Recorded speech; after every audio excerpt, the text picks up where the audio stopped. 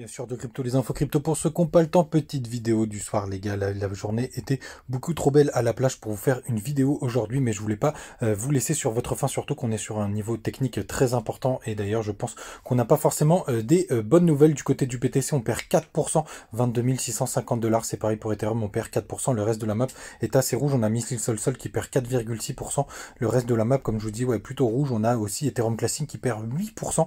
Et dans le bas du tableau, je vais rarement aussi bas, mais là, je vais en parler aujourd'hui, c'est Flow qui prend 34%, c'est vraiment le grand gagnant de ce top 30, les gars. Quand on va du côté du long short ratio, la mauvaise nouvelle, c'est qu'on a une majorité de longues, on est à 62% en longue, et sur le spot, ça suit pas du tout, hein, c'est en train de chuter, donc je pense qu'on va avoir besoin d'un plus gros nettoyage.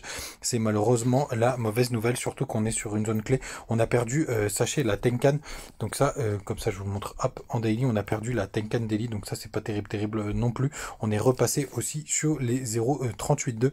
Regardez juste ici.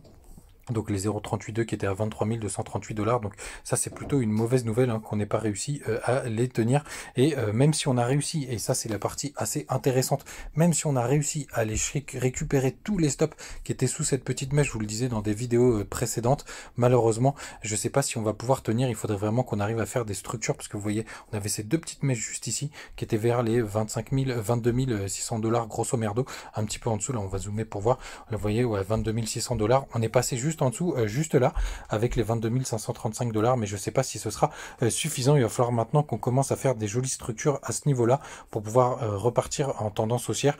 Sinon, malheureusement, ce sera directement sous les 20 000 $ qu'on a les prochains stops, aux 20 726 $. Vous voyez là sur BitGate. Et d'ailleurs, les gars, en parlant de BitGate, très bonne nouvelle, il y a une compétition de trading, c'est en ce moment, donc du 3 août au 4 septembre, et donc c'est très simple, les gars. Par contre, il faut déjà être inscrit avec un lien forcément de YouTuber. C'est une compète avec les followers de YouTuber, mais vous pouvez évidemment gagner individuellement. Donc vous êtes déjà inscrit sur le lien. Je vous laisserai le lien supplémentaire pour s'inscrire à la compétition. Je le laisserai sur YouTube, et sinon vous pourrez m'envoyer un message en MP sur Instagram, parce que je sais qu'il y en a beaucoup qui me contactent là-bas directement. Donc ça c'est plutôt pratique. Je réponds à tout le monde sauf au spam. J'en ai quelques-uns bien évidemment. Et sinon, je vous le laisserai en lien sur YouTube dans les commentaires épinglés. Et sinon, vous me faites un petit message sur TikTok en commentaire, et on trouvera une solution pour que je vous l'envoie. Et il y a pas mal de gains à gagner, puisque vous voyez, le premier, il va gagner 1500 $. Donc si vous tradez déjà, c'est parfait, les gars, parce que vous n'avez rien à faire. Ça va prendre le tableau de vous décompte de ce que vous faites déjà. Et vous voyez, il y a pas mal de choses en fonction de vos classements. N'hésitez pas, les gars, à rejoindre cette compétition de trading. D'ailleurs, je parlais avec un des membres. Il y a très peu d'inscrits pour le moment, donc il y a beaucoup plus de chances de gagner, donc ça c'est plutôt cool, les gars. Du côté du SP500, pour l'instant on retrace un petit peu, ça c'est la bougie d'ouverture d'aujourd'hui, donc on a retracé, on a refait un joli pump, mais pour l'instant le SP500 est plus en avance que BTC, hein.